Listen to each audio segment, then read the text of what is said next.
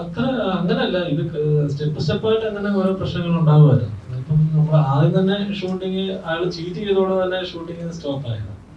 അതൊക്കെ ഈ കഥ തുടങ്ങിയ പോലെ അങ്ങനെ വരുന്നുണ്ട്. അങ്ങനെയുള്ള നെഗറ്റീവ് പ്രശ്നങ്ങൾ കൂടെ ഉണ്ടാകുന്നുണ്ട്. പിന്നെ മഴയായിരുന്നു, മിക്കക്കല്ലില്ലാത്ത മഴയായിരുന്നു. ഓരോ ദിവസം രാവിലെ നല്ല തെളിഞ്ഞേക്ക് ഷൂട്ട് സ്റ്റാർട്ട് ചെയ്ത് ക്യാമറ ഓൺ ചെയ്യുമ്പോഴത്തേക്ക് താഴെ തുടങ്ങും മഴ. പിന്നെ ഇത് പൊളിച്ചോണ്ട് പോകും. പിന്നെ ഈ വരുന്നവരെല്ലാം അവിടെ ആ ദിവസത്തെ ആൾക്കാർ മുഴുവനും വന്ന് സ്റ്റേ ആയിരിക്കും. അങ്ങനെ ഒരുപാട് നഷ്ടങ്ങൾ അങ്ങനെ സംഭവിച്ചു. പിന്നെ വെള്ളപ്പൊക്കം, ഒരു കുട്ടി ഇതുപോലെ ഷൂട്ടിങ് ഇറങ്ങിയ സമയത്ത് ഉരുള് പൊട്ടി അച്ചൻകോയിലാറ് വെള്ളം മേളിൽ കൂടെ വന്നുകൊണ്ടിരിക്കുക. ഷൂട്ടിങ്ങിന് ആള് നടുക്ക് നിൽക്കുക, ആറ്റിന് നടുക്ക്. പിന്നെ ഇതിനെ കയറ്റി ഞങ്ങൾ എടുത്തപ്പോൾ വലിയ ബുദ്ധിമുട്ടായിരുന്നു അതൊക്കെ. അങ്ങനെ ഒരു സ്ട്രഗിൾ ഉണ്ടായിട്ടുണ്ട്. ആ കുട്ടികൾ രണ്ടുപേരും പോകേണ്ടതായിരുന്നു, അറിഞ്ഞില്ല. വെള്ളം കലക്കവെള്ളം അങ്ങനെ വെളിയിൽ നിന്ന് വരും. അതൊക്കെ ഷൂട്ടിങ്ങിന് തന്നെ അത് കാണുമ്പോൾ അറിയാം സിറ്റുവേഷനൊക്കെ.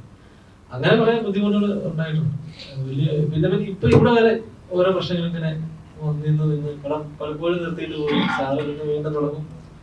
പിന്നെ സാമ്പത്തികമായിട്ട് ആദ്യത്തെ ബുദ്ധിമുട്ടുണ്ടായിരുന്നു. നെഗറ്റീവ് ശരിക്കും അനുഭവിച്ചിട്ടുണ്ട് എല്ലാവരും. ഇത് എ സർട്ടിഫിക്കറ്റ് ആണെങ്കിൽ ഇത് വയലൻസുമായിട്ട് ബന്ധപ്പെട്ട എ സർട്ടിഫിക്കറ്റ്. വയലൻസുള്ളിയായിട്ട് അങ്ങനെയൊന്നുമില്ല. അത് ബ്ലഡ് തന്ന് കാണിക്കാൻ ചില സീക്വൻസ് കാണിക്കേണ്ടി വന്നതുകൊണ്ട് സെൻസർ പറഞ്ഞു എ സർട്ടിഫിക്കറ്റ് തരാൻ പറ്റത്തുള്ളൂ. പുള്ളി മാസ്ക് ചെയ്യാനാണെങ്കിൽ പിന്നെ നമ്മൾ ചെറിയ പടമല്ലേ, ഫുള്ള് മാസ്ക് ചെയ്തുകൊണ്ട് അതിന്റെ ക്വാളിറ്റി ബാധിക്കേണ്ടെന്ന് വെച്ച് കഴിഞ്ഞാൽ ശരി എ സർട്ടിഫിക്കറ്റ് ആയിക്കോട്ടെ എന്ന് പറഞ്ഞു. അല്ലാതെ ഇതിനകത്ത് ഒത്തിരി വൾഗറായിട്ടുള്ള സീക്വൻസ് ഒന്നുമില്ല. അത് കഥാതന്തുമായിട്ട് ബന്ധപ്പെട്ട് സീക്വൻസ് വരുന്നുണ്ട്. അങ്ങനെയാണ് പ്ലാൻ ചെയ്തത്. ഇങ്ങനത്തെ ഈ ടൈപ്പ് ഒക്കെ പടങ്ങൾ ചെയ്യുമ്പോഴേ ഈ ബ്ലാക്ക് മാജിക്കിനെ പ്രോത്സാഹിപ്പിക്കുന്ന രീതിയിൽ അല്ലെങ്കിൽ ആൾക്കാർക്ക് ഇൻസ്പയർഡ് ആയിട്ട് ഇതേപോലെ ചെയ്യാൻ തുടങ്ങി കഴിഞ്ഞാൽ അങ്ങനെ ഇത് പ്രോത്സാഹനമായിട്ട് ഒന്നുമില്ല. നമ്മള് പ്രോത്സാഹനമല്ല, നമ്മൾ അവർക്ക് ഒരു മെസ്സേജ് കൊടുത്തേക്കുന്നത്. പ്രോത്സാഹനം ഒന്നുമില്ല. കാരണം ഇപ്പൊ ഈ നിലവിൽ തന്നെ നടന്നത് അതിനെ ബേസ് ചെയ്ത് നമ്മളൊരു സംഭവം എടുത്തു. അതിന് എന്താണ് അതിന്റെ അവസ്ഥ, ഫൈനലായിട്ട് എന്ത് വരും എന്ന്. പക്ഷെ ഇതിങ്ങനെ തുടരുന്നുണ്ട്. നമ്മൾ എത്ര നിരോധിച്ചെന്ന് പറഞ്ഞാലും ഇത് നമ്മുടെ സമൂഹത്തിൽ ഇങ്ങനെ വീണ്ടും തുടർന്നുകൊണ്ടേയിരിക്കും. ഇപ്പൊ ഞാൻ പലരും ഒരു നിലവിൽ നടന്നിട്ടുണ്ട്. അപ്പൊ അത് ഇപ്പൊ വാർത്തയായിട്ട് വരാനുണ്ട്. അപ്പൊ ഇതിങ്ങനെ നമ്മുടെ സമൂഹത്തിൽ നടന്നുകൊണ്ടിരിക്കുന്ന മാന്യരായ ആൾക്കാരെല്ലാം ഇതിന്റെ പിന്നിലുണ്ട്. അതിപ്പോ നമ്മളതിന് ഞാനനി എത്ര ആര് തടഞ്ഞെന്ന് പറഞ്ഞാലും അവർ ചെയ്യാനുള്ളത് ചെയ്തുകൊണ്ടേയിരിക്കും. പിന്നെ നമ്മളൊരു ഒരു ചെറിയൊരു വെളിച്ചം കൊടുക്കുന്നു. അത് കാണുന്നവർക്ക് മനസ്സിലാവട്ടെ, ഇല്ലെങ്കിൽ അത്രയും ഉള്ള സിനിമ ഉദ്ദേശിക്കുന്നു. ഈ രണ്ട് ഞാൻ ഒന്നിടപെടുന്നു വേറൊന്നുണ്ടല്ല. ഇവിടെയൊക്കെ പറഞ്ഞപ്പോഴത്തേക്കും നരബലി എന്നുള്ള വാക്ക് കേട്ടപ്പോ അതുകൊണ്ടിട്ട് ആരും ടെൻഷൻ ചെയ്യാനുള്ള സാധനമൊന്നുമല്ല. അത് മാത്രമൊന്നും അല്ല അതിനകത്തുള്ളത്. അത് ഒരു ബേസിക് ഒരു ചെറിയ ത്രെഡ് എന്നുള്ള സംഭവം മാത്രമേ ഉള്ളൂ. അല്ലാതെ ഇത് കേൾക്കുമ്പോൾ അയ്യോ നരബലിയാണ് അങ്ങനെയാണ് ഇങ്ങനെയാണ് തെറ്റിദ്ധരിച്ച ഞാനിവിടെ ചിലർ പറയുമ്പോൾ ഞാൻ ആകെ ടെൻഷൻ അടിച്ചിരിക്കുകയായിരുന്നു. കാരണം അയ്യോ നമ്മുടെ പ്രേക്ഷകർ ഇപ്പോൾ നരബലിയെ കുറിച്ചാണ് ആലോചിക്കും. ഇനിയിപ്പം ഇത് മൊത്തം നരബലികളാണോ നടക്കുന്നത്? അങ്ങനെയല്ല.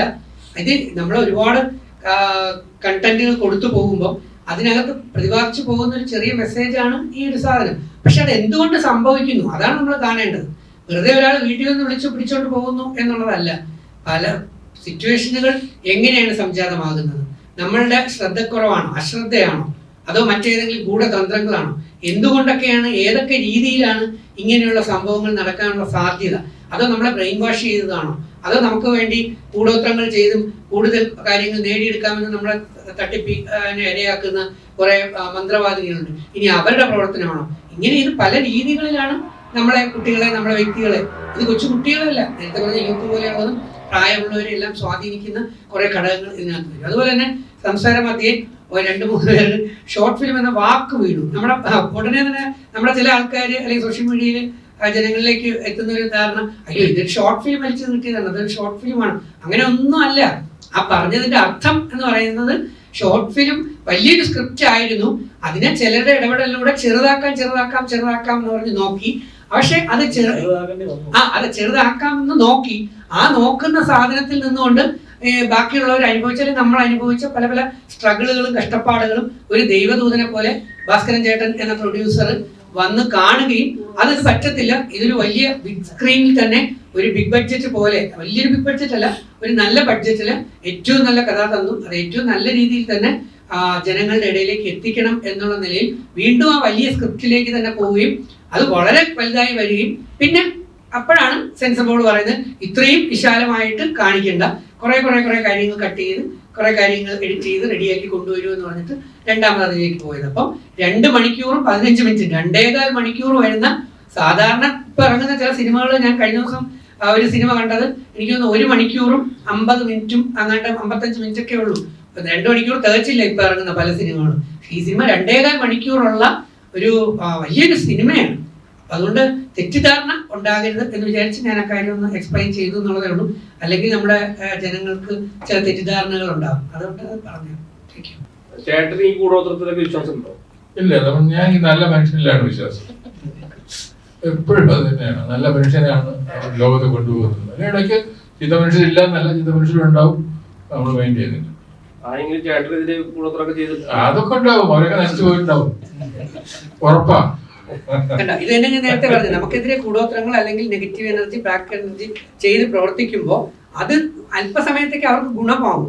കുറച്ച് കഴിയുമ്പോൾ അത് ലൈഫ് ലോങ് അവർക്കും അവരുടെ വംശത്തിനും പരമ്പരയ്ക്കും മക്കൾക്കും അല്ലെങ്കിൽ ആ കുടുംബത്തിൽ തന്നെ അത് വാഞ്ഞടിച്ച് നെഗറ്റീവായിട്ട് പോകും എന്നുള്ളതിന് സംശയമൊന്നുമില്ല. പിന്നെ എനിക്ക് ചേട്ടൻ പറഞ്ഞ പോലെ ചേട്ടൻ നല്ലൊരു വെഴ്സറ്റൈൽ, നല്ല ഉഗ്രൻ ആർട്ടിസ്റ്റാണ്. പക്ഷേ എത്രയോ വർഷം കൊണ്ട് സിനിമയിൽ ഉണ്ടായിട്ടും ഒരു മുഖ്യധാരയിൽ ഒന്ന് ഞാൻ അടിവരയിട്ട് പറഞ്ഞ വേറെ ഒന്നും കൊണ്ടല്ല, ചേട്ടന് പെർമിഷനോടെ ഞാൻ പറയാണ്, നെടുമുടി ചേട്ടന്റെ ആ ലെവലിൽ നെടുമുടി ചേട്ടന്റെ ലെവലിൽ, തിലകൻ ചേട്ടന്റെ ലെവലിൽ, അതേ ലെവലിൽ എത്തേണ്ട ഒരു ആർട്ടിസ്റ്റ് ആയിരുന്നു ഗോവൻ ചേട്ടൻ. ശരിയല്ലേ ചേട്ടാ?